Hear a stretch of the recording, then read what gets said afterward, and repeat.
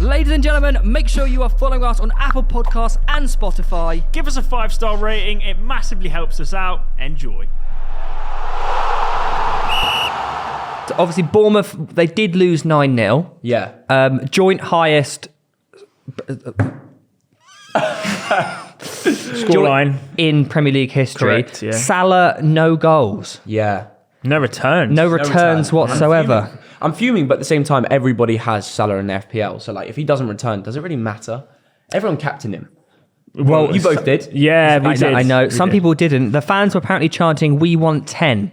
They were. Yeah, they were. I heard that on match day. Do you think Liverpool, they had a bit of a ropey start to the season. Could this be their turning point? Are they going to be the force that we all know and have seen previously? They need to get a win away from home to kick on. I think that's important. They've always been able to do it at Anfield. It was a great result to push on from the Palace game at home as well, but they need a big win away to kickstart the season. They're playing at home again, so it'll take time. Obviously, it's good to see all the lads scoring, but when they play against a top 6 club, I want to see how they're tested. Luis Diaz will return soon as well, so how is that going to gel in with Firmino getting 5 contributions in a game? Nunez. Oh, sorry. What did I say? Diaz. Oh, He's sorry, already Luis. scoring. Don't worry about him. Darwin Nunez. Sorry, Darwin Nunez coming back and competing with Firmino. It's going to be interesting to see. Do you think Nunez will just come back in, even though what's his face? Firmino has obviously bagged like 5 goal contributions. I don't. Do you think Nunez just comes back in anyway? Is it just like Firmino gets Bournemouth? Well, to add more fuel to the fire, Jota is supposed to be returning at the same point that Nunez's ban gets waived. It's bad for Nunez, isn't it? Because you've had such a bad start.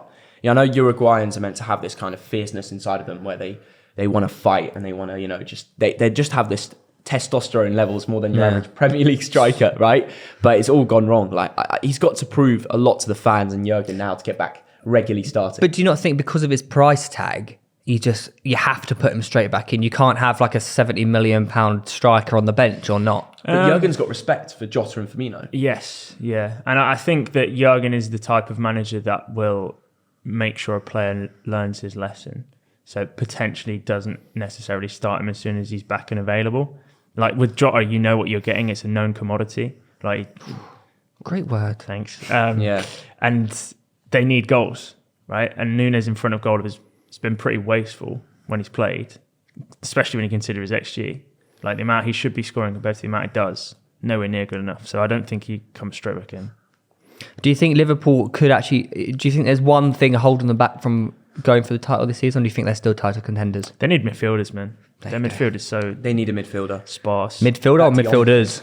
Ooh, depends. I mean, I don't often see Liverpool do a crazy amount of business. Do you? Like, if they hijack the De Jong deal, that's ridiculous, by the way. You think so? Well, if they do. I mean, they should. They should try at least minimum. But what's their optimum midfield 3 for you?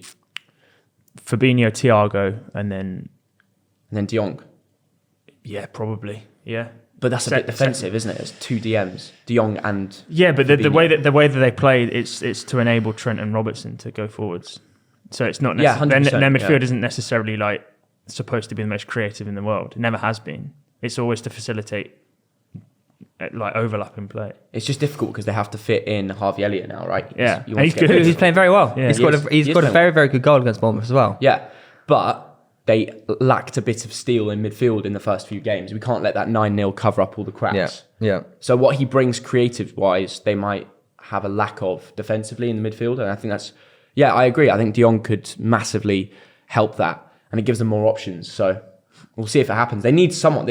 I swear the director, the board of director came out and said to the fans, we will sign a midfielder. Yeah. Was it Jurgen? I think it's probably Jurgen Klopp. Yeah, it was crazy. So surely they've got to be... They are seeming a little bit top heavy at the moment, especially when they have Nunez and Jota back. Yeah. Their defence is notoriously one of the best defences in the world, especially going forward. But I feel like at the moment they are looking a bit shaky.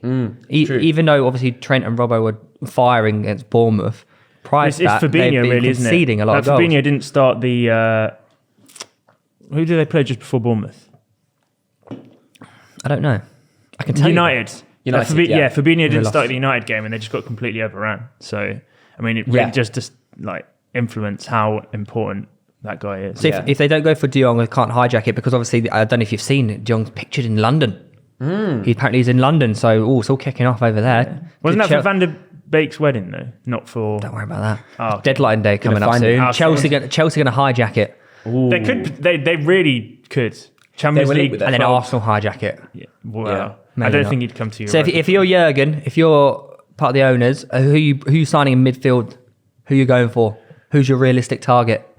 well, they want Bellingham, but they know he's a year away, No, right? yeah, Bellingham Yeah. won't happen this summer. Absolutely. But I mean, if that's who they want, it's just who can fill that gap until they get Jude Bellingham, right? Apart from De Jong, who really is on the market with in terms of midfielders? We're so near to the season now. Most of the Tielemans players- still? That's a good one. It is a good one, but I don't think he works enough to be in a Klopp system. I think he suits Arsenal a little better than Yeah. Liverpool. You got to be a pretty fierce runner to be in a midfield. I thought Tielemans was excellent against Chelsea, and he won't get he was any of the credit fantastic. because Yeah, they had yeah, a he man was- down for most of the game, Yeah. and Chelsea were the ones to win. But the way he's put through Jamie Vardy when he took around the keeper and missed a few times to Timothy Castagne, he is a baller. Yeah, he's proper creative. baller. Yeah. But it's whether Liverpool want more steel or they want someone a bit more creative in the midfield. With Thiago, Harvey Elliott, Fabio Carvalho, they don't need Yeah. a Tielemans, like you said. So, yeah, I think De Jong's the one. He's De Jong's the one. Yeah, They need to go and hijack him. Take De Jong.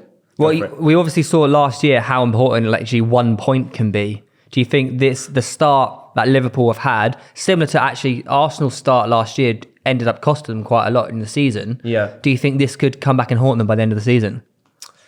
I don't know, I really don't know. I think for Liverpool, they should just be focusing on grinding out results now and getting an 11 together that they know will work. Like last season, it was momentum at home that just helped them overrun every team constantly. I have no doubts in my mind that they will end within second or third this season. They will always end up around there. I think everyone's just worried because it was the first few weeks, had a few howlers, but especially with Qatar in the middle of the season, they will have time to just get back to their best. Yeah.